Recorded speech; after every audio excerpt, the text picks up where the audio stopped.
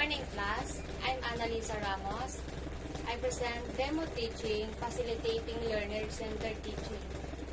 So, before we start our topic for today, please stand and let us pray. Christian, lead the prayer. Amen. Alright, class. Please pick up piece of papers on the floor and arrange your chairs.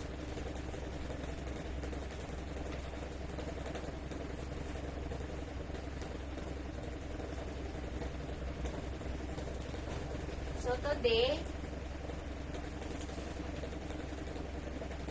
the topic is Module 24, Physical Learning Environment. So when we say physical environment, learning refers to what we say physical or the actual place where the learning of the student takes place, such as a classroom, facilitating, equipment, cleanliness, safety, and order of the learning environment.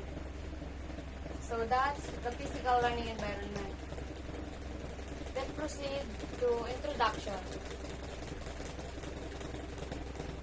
Introduction, we get affected not only by the physiological climate in the classroom. We are also affected by the physical condition of the learning place. The learner is put at a disadvantage when the classroom is overcrowded, dark and damp. We heard two teachers saying, "It's get into my nerve." When students are unnecessarily noisy and unruly in the classroom, that is topsy-turvy. The physical learning environment matters too in facilitating learners. So, introduction. You know that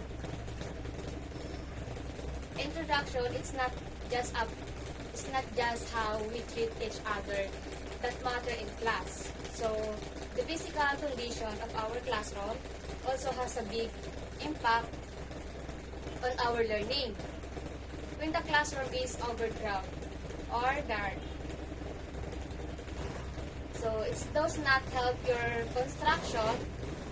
concentration instead of learning properly.